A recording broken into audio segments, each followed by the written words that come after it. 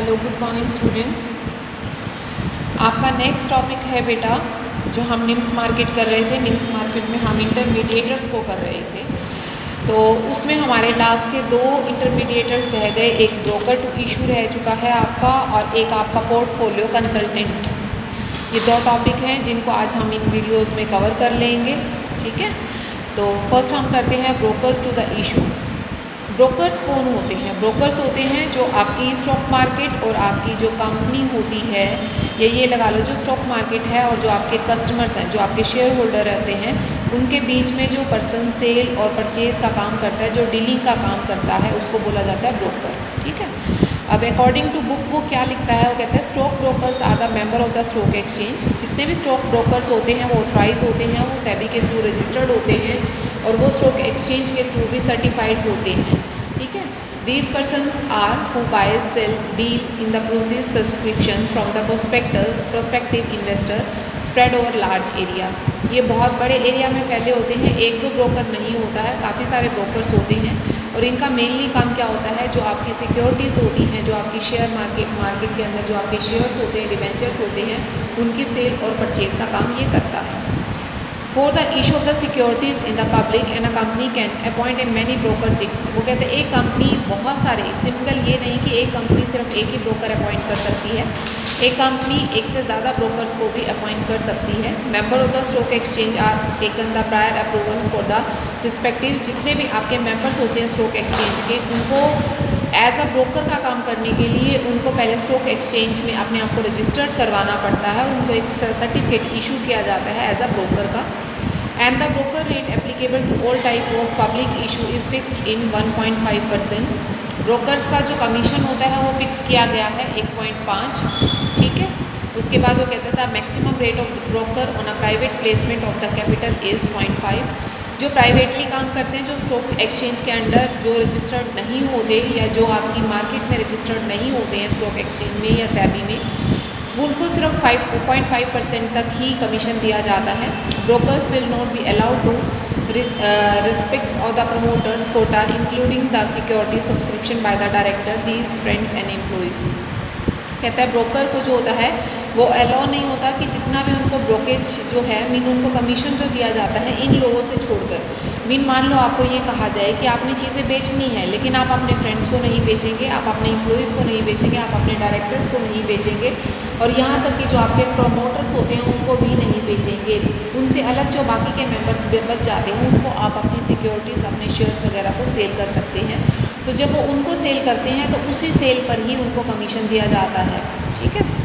उसके अलावा fees of the paid by the stock brokers. Stock broker जब stock broking का काम शुरू करते हैं तो उनको कुछ जमा करवाना पड़ता है स्टॉक एक्सचेंज के अंदर एज अ फ़ीस के रूप में। तो वो फ़ीस क्या होती है? वो कहता है where the annual turnover does not exceed 1 crore during the financial year, a sum of 5,000 for each financial year. जिसकी 1 करोड़ से नीचे का टर्नओवर होता है, उनको 5,000 रुपये साल के एक फाइनेंशियल ईयर के जमा कराने पड़ते हैं। और जहाँ पर आपकी 1 करोड़ से ज़्यादा का हो जाता है, वहाँ पर 5,000 में हर उसमें फाइनेंशियल ईयर में आपके 100 रुपीज़ जो हैं वो इंक्रीज़ होते जाते हैं, एक्सीड होते जाते हैं, बढ़ते जाते हैं। उसके बाद कंडीशंस फॉर द रजिस्ट्रेशन, वही वाली कंडीशंस हैं जो बेटा अभी तक आपके बाकी वाले जो इंटरमीडिएटर्स थे उन्होंने जो फॉलो की थी।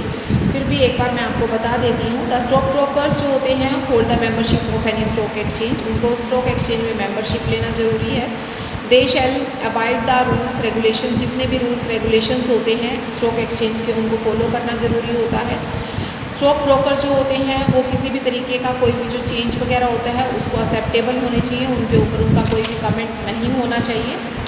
उसके अलावा ही शैल पे फीस चार्जेस। जो भी उनके बोर्ड की फ़ीस वगैरह होती हैं, रेगुलेशन के अकॉर्डिंग जो फ़ीस बनती है उनकी, उन्हें वो जमा करानी पड़े, ठीक है। उसके बाद he shall take adequate step for residuals of the grievance.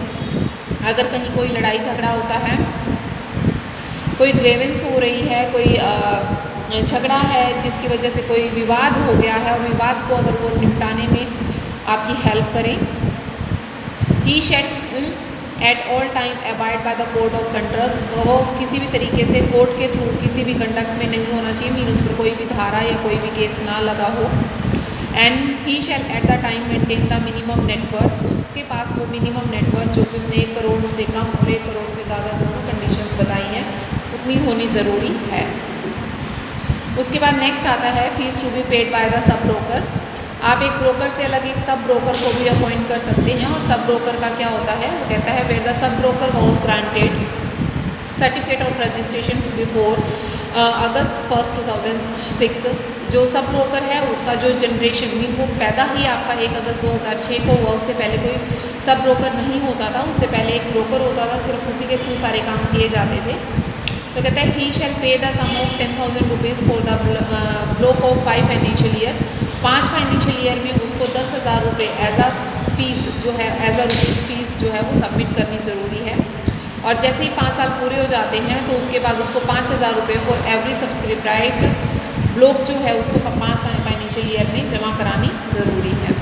उसके अलावा वो कहता है वेयर द सब ब्रोकर्स, अगर उसको सब ब्रोकर को 1 अगस्त 2000 के बाद कोई सर्टिफिकेट रजिस्ट्रेशन का बोर्ड ऑफ एक्सचेंज से मिल जाता है तो उस केस में वो कहता है ही shall pay a sum of 10,000 rupees for the block of 5 financial year. 5 financial year जो भी कमेंसिंग ऑफ द बिजनेस आते हैं उन 5 सालों में उसे 10,000 रुपये एज अ ब्लॉक में जमा कराना ज़रूरी है। साथ साथ वो कहता है कि इससे अलग अगर वो 5 साल पूरे हो जाते हैं, कंप्लीट हो जाते हैं, और तो उसको एक्स्ट्रा 5,000 रुपये भी जमा कराने ज़रूरी हो जाते हैं। उसके बाद नेक्स्ट आती हैं कंडीशंस ऑफ रजिस्ट्रेशन। सेम वही कंडीशंस हैं, अभी आपने ये भी देखे होंगे कि जितनी भी कंडीशंस एज आ सेबी में रजिस्टर्ड कराने की थी वो भी वही हैं और सेम यही वाली हैं। वो कहता है वो किसी भी रूल्स रेगुलेशंस या किसी भी तरीके का किसी भी गलत ना पाया गया हो, अबाइड ना हो, तोड़ने वाला ना हो, वो उसने सारी फ़ीस वगैरह दे दी हो, कोई भी ग्रेवेंस होता है वो उसके सुलझेटे में काम करे, मीन उसको सुलझाने की कोशिश करे, या किसी भी जो आपकी ऑथराइज स्टॉक एक्सचेंज है उसका प्रॉपर रिटर्न मेंबरशिप होना चाहिए, मीन उसके पास प्रॉपर सर्टिफिकेट होना चाहिए। Conditions of the portfolio managers. अब कहता है कंडीशंस कौन कौन सी हैं एक पोर्टफोलियो मैनेजर्स की, ये भी वही आएंगी कि जो पोर्टफोलियो मैनेजर्स है वो proposes to change the status of the constitutions, वो चेंज करने का कॉन्स्टिट्यूशंस में प्रपोजल रख सकता है। कोई भी अगर आप रूल वगैरह चेंज करवाना चाहते हैं तो वो उस चीज़ को रख सकता है वहाँ पे। And it shall pay the fees of registration और रिन्यूअल, वो रजिस्ट्रेशन और रिन्यूअल की फ़ीस भी पे कर सकता है। उसके अलावा वो कहता है it shall maintain the capital adequate requirement, जितनी भी कैपिटल की एडुकेसी की रिक्वायरमेंट है वो उसको भी पूरा करे। उसके अलावा it shall abide the regulations made under the act in respect of activities carried on by it and the portfolio manager. वो कहते हैं जितनी भी आपकी रजिस्ट्रेशंस वगैरह से रिलेटेड हैं उनको भी क्वेरीज वगैरह को भी पूरा वो करता। अब बात आती है नेक्स्ट टॉपिक आपका पोर्टफोलियो कंसल्टेंट। पोर्टफोलियो कंसल्टेंट भी आपका जैसे कि आपका ब्रोकर होता है उसी तरीके से होता है, फ़र्क सिर्फ इतना है जो आपकी स्टॉक को, जो आपके बॉन्ड्स को, जो आपकी मनी मार्केट्स को प्रॉपर तरीके से, ठीक है, इन इंस्ट्रूमेंट्स को, कौन कौन से इंस्ट्रूमेंट्स को, जो आपके स्टॉक को, जो आपके बॉन्ड्स को और मनी मार्केट के इंस्ट्रूमेंट्स को प्रॉपर कम्बिनेशंस रखता है, ठीक है, बनाए रखता है कम्बिनेशन को, उसको बोला जाता है आपका portfolio consultant. Whereas the portfolio consultants are the person और द फर्म और the company who advise or direct to the undertaken to the management of the funds behalf of their clients। वो कहता है वो अपने clients के basis पर, अपने क्लाइंट्स के बिहाफ पर जैसा कि उसका क्लाइंट चाहता है उसी के अकॉर्डिंग उसकी एडवाइस लेकर उसके अकॉर्डिंग डायरेक्ट कर कर वो उसके पोर्टफोलियो को मैनेज करता है। वो कहता है the portfolio managers deal with the process of securities from the numbers of opportunities available with different expect returns and carrying different levels of risk। वो कहते हैं जो पोर्टफोलियो मैनेजर्स होता है वो टाइम पर अपनी सिक्योरिटीज़ को बेचने और ख़रीदने में एक एक्सपेक्टेड रिटर्न और एक एक्सपेक्टेड जो रिस्क होता है उसको बियर करने का एक लेवल जो है वो बनाकर चलता है। And the selection of the securities is made with the view of providing the maximum yields in the investors with minimum risk. कोशिश उसकी ये होती है कि वो ज़्यादा से ज़्यादा प्रॉफिट्स कमा सके कम से कम रिस्क पर। तो पोर्टफोलियो कंसल्टेंट इसीलिए हायर किया जाता है ताकि वो आपकी सिक्योरिटीज़ को सेफ रखे, रिस्क कम से कम हो और उसके अलावा आपको मुनाफा मीन जो बेनिफिट्स हैं, जो प्रॉफिट्स हैं, जो इन्वेस्टमेंट पर आपको रिटर्न मिलने वाली है वो आपकी ज़्यादा से ज़्यादा हो। उसके बाद वो कहता है जो investor protection in the primary market, वो कहते हैं कि इन्वेस्टर्स को कैसे प्रोटेक्ट किया जा सकता है प्राइमरी मार्केट में। वो कहता है to ensure the healthy growth of the primary market SEBI have to be consider the priority basis and recommendation made by the informal group of primary market and accept most of the recommendation from the immediate implementations। वो कहता है जो आपका investors होता है, सेबी ने उसको time to time काफ़ी सारी रिकमेंडेशंस प्रोवाइड की हैं, जिनकी वजह से वो जो हमारी मार्केट होती है उसमें जो informal group of primary market है उसको एक्सेप्ट कर सके। वो कौन कौन सी हैं? उसमें फर्स्ट वन है primary issue to be made compulsory through the depository mode after a specified date. तो कहते हैं जो प्राइमरी मोड होता है डिपॉजिटरी का, उसको वो एक टाइम पीरियड तक सेफ रखे। दूसरा वो कहते हैं 100% of the buildings to be respect of issue of 25 crore and above. अगर आप 100% of the book building receive करना चाहते हैं तो आपको 25 करोड़ के आसपास रखना ज़रूरी है। और उसके अलावा है reductions in the minimum numbers of mandatory collection centres in respect of issue about the 10 crore and 4 metropolitan cities plus the place having the regional stock exchange. जहाँ पर भी आपके मेट्रोपॉलिटन सिटीज़ हैं, जैसे दिल्ली है, आपका कलकत्ता है, तो इसी तरीके से वो कहता है जो 4 मेट्रोपॉलिटन सिटीज़ हैं उसके अलावा जहाँ पर आपके रीजनल स्टॉक एक्सचेंज लगते हैं उनके अंदर आपका 10 करोड़ रुपीज़ जो है वो एज आ आपकी फ़ीस के तौर पर जमा होना ज़रूरी है। उससे अलग वो कहता है मेन रिकमेंडेशंस कौन कौन सी हैं? वो कहता है judicial forms of the required to be residual investors to grievance. वही चीज़ है कि आपको जुडिशली फॉर्म प्रोवाइड किया जाता है अगर आपका कोई भी मतभेद हो जाता है उससे related. SEBI should only be regulate the capital market. सिर्फ सेबी को ही राइट दिया जाता है, अधिकार दिया जाता है जो आपकी कैपिटल मार्केट होती है उसको कंडक्ट करने का। And provision relating to the investors educations and protection funds. जितने भी आपके इन्वेस्टर्स होते हैं उनके फंड्स को प्रोटेक्ट करना और उनको एजुकेट करना, उनको टाइमली बताना कि फ़ंड्स कैसे यूटिलाइज हो रहे हैं, कितना रेट ऑफ रिटर्न उनको मिलेगा, रिस्क कितना है, उससे रिलेटेड जितने भी प्रोविज़न्स होते हैं उनको प्रॉपर कंपनी एक्ट्स में शामिल करना। SEBI act should be amending the provisions of statutory standards committee. जितनी भी आपकी स्टैट्यूटरी स्टैंडिंग कमेटीज़ होती हैं सेबी टाइम टू टाइम उनमें अमेंडमेंट्स करती रहती है, चेंजेस लाती रहती है। ऑल IPOs, जितने भी इनिशियल पब्लिक ऑफर्स IPOs होते हैं उसमें थर्ड पार्टी का जो इंश्योरेंस होता है, थर्ड पार्टी मीन्स जो आपके इन्वेस्टर्स होते हैं उनका इंश्योरेंस जो होता है उसके बारे में बताया गया है और उससे रिलेटेड जो स्टडी है वो आपकी कंपनी जो है बताती है। And the SARA amend the facilities of corporation of exchange and ensure good governance of the stock exchange। जो SCR कमेटीज़ होती हैं वो भी आपको फैसिलिटेट करती हैं अच्छी तरह से आप अपनी एक्सचेंज को चला सकें, गुड गवर्नेंस कर सकें, गुड कंट्रोल कर सकें। उसके अलावा आपके यहाँ पर अगला है जो टॉपिक, छोटा सा टॉपिक है, 2 मार्क्स से पूछा जा सकता है। राइट्स ऑफ इन्वेस्टर्स कौन से होते हैं? आपके इन्वेस्टर्स के राइट्स को 2 तरीके से डिवाइड किया जाता है। Right of the share holder, क्योंकि आपके इन्वेस्टर्स कौन होते हैं? शेयर होल्डर होते हैं। और राइट एज अ ग्रुप या right of a debentures holders. Right of a debentures holders क्या होते हैं? क्योंकि 2 ही सिक्योरिटीज़ की बात हमने इस चैप्टर में की है, 1 is your share, second 1 is debenture. It means 2 ही तरह के इन्वेस्टर्स हैं, 1 is share holder, second 1 is debenture holder. तो हम राइट्स ऑफ शेयर होल्डर पूछेंगे, पहले पढ़ेंगे। वो कहता है the receive the share certificate. सबसे पहला काम होता है कि जैसे ही वो पेमेंट कर देते हैं उनको शेयर सर्टिफिकेट मिल जाना चाहिए। टाइम पर वो कॉपी मांग सकते हैं annual report, balance sheet, profit and loss वगैरह की कंपनी की, जिस कंपनी के उन्होंने शेयर्स खरीदे हुए हैं, ठीक है। तीसरा वो कहते हैं डिविडेंड टाइम पर रिसीव कर सकते हैं। उसके अलावा उनको राइट्स बेनिफिट्स दिए जाते हैं बोनस वगैरह रिसीव करने के, जर्नल मीटिंग में जाने का, उनको प्रॉक्सी करने का, उनको अपने मिनट्स वगैरह तैयार करने का।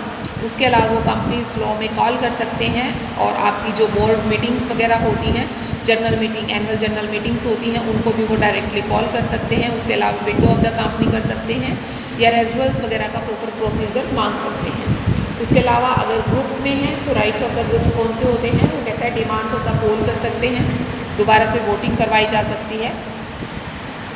उसके अलावा requisition of the exploratory journal meetings वगैरह की रिक्वेजिशंस की जा सकती है। आपकी कंपनी लो बोर्ड्स की मीटिंग को बुलाया जा सकता है, उस मीटिंग के अंदर किसी भी तरह की कोई भी ऑपरेशंस है या मिसमैनेजमेंट है तो उसको डिस्कस किया जा सकता है। उसके बाद आता है सेकंड डिबेंचर्स होल्डर, क्योंकि शेयर होल्डर्स के अधिकार होते हैं उसी तरीके से आपके इन्वेस्टर्स में डिबेंचर होल्डर भी आते हैं। उनको होता है प्रॉपर टाइम पर अपना इंटरेस्ट वगैरह लेना, उनको अपना ट्रस्टी विद द ग्रेवेंस अगर कोई है तो ट्रस्टी से उसको सॉर्ट आउट करना, आपकी बैलेंस शीट वगैरह की या ट्रस्ट डीड होती है उसकी एक कॉपी देखना लेना। उसके अलावा आपकी विंडो ड्रेसिंग रखना उनके साथ। मीन आप कोई भी कंपनी में चेंजेस करते हैं प्रोविजंस में, रूल रेगुलेशन में, तो आप अपने डिबेंचर्स होल्डर को उसके बारे में बताएंगे। Problem and of new issue market. New issue market में बेसिकली 4 ही तरह की प्रॉब्लम्स होती हैं। फर्स्ट आती है inadequate mobilisation of saving. Saving का जो इन एडुकेट मोबिलाइजेशन क्या मतलब है कि जो सेविंग है वो प्रॉपर तरीके से इक्वली जो है डिस्ट्रीब्यूट नहीं की जाती।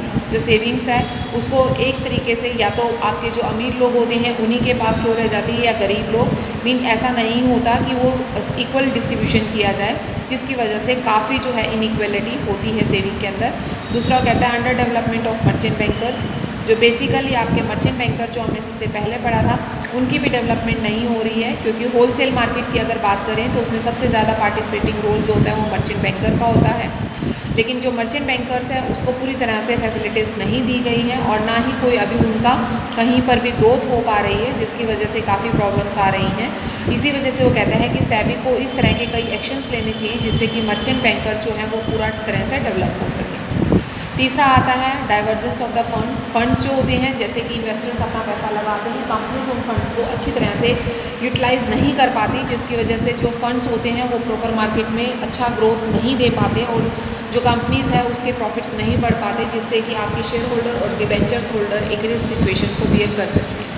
उसके बाद problem of the investors of SEBI urban and rural area, जो आपके ग्रामीण लोग होते हैं या आपके ये लगा लो कि ग्रामीण एरिया होते हैं, गांव वगैरह होते हैं या आपके सेमी अर्बन एरियाज़ में आते हैं, उन लोगों को अभी तक इसके बारे में कोई नॉलेज ही नहीं है कि कोई स्टॉक मार्केट भी होती है, तो वहाँ से भी आपको प्रॉब्लम आती है। और अगर कोई पर्सन उसमें करता है तो वहाँ पर उनके बैंक ड्राफ्ट में या पोस्टल चार्जेस वगैरह में या कलेक्शन करने में या रिफंड ऑर्डर वगैरह करने में काफ़ी कॉस्ट आ जाती है, जिससे कि लोग इस चीज़ को नहीं बियर अप करते।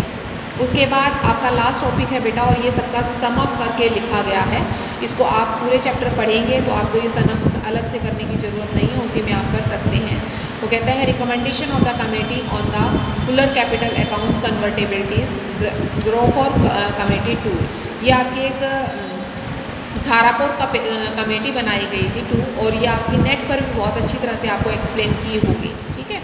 तो एक बार आप वहाँ पर भी इसको देख लेना कि आपकी तारापुर कमेटी सेकंड जो है वो क्या बताती है, वो आपकी फुलर कैपिटल अकाउंट कन्वर्टेबिलिटी के बारे में बताएगी, और उसको आप वहाँ से समझकर और फिर यहाँ से देखना, आपको ये बहुत अच्छी तरह से क्लियर हो जाएगी, क्योंकि ये बुक में भी आपको ब्रीफ में लिखी नहीं गई है, ठीक है। इसका लिंक भी मैं आपको शेयर कर दूँगी। ओके बेटा, आपका ये चैप्टर ओवर हो जाता है आज।